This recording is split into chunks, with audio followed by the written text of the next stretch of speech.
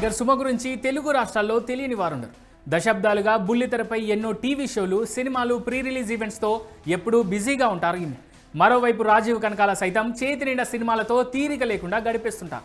ఇప్పుడు సుమ, రాజీవ్ కనకాల దంపతుల తనయుడు రోషన్ కనకాల కూడా హీరోగా అలరిస్తున్నారు. బబుల్ గమ్ సినిమాతో హీరోగా పరిచయమైన రోషన్ ఇప్పుడు మోగ్లీ సినిమాతో ఆడియన్స్ ముందుకు వస్తున్నారు.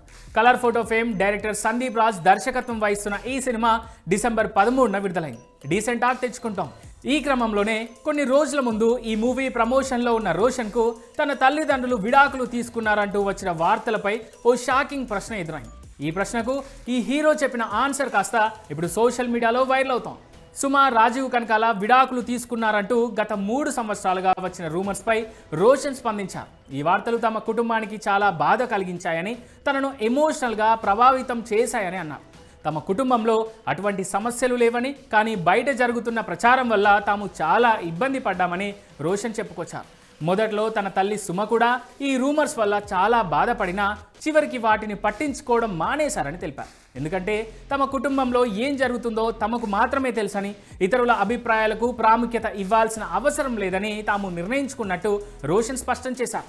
కుటుంబ విషయంలో ఎంత పెద్ద స్టార్ అయినా, ఎంత ధనవంతుడైనా మనుషులమేనని, ఎమోషనల్ బాండింగ్ ఉంటుందని, అటువంటి రూమర్స్ తమకు బాధను కలిగిస్తాయని రోషన్ చెప్పుకొచ్చారు. ప్రస్తుతం రోషన్ మాట్లాడిన ఈ మాటలు నెట్టింట వైరల్గా మారాయి.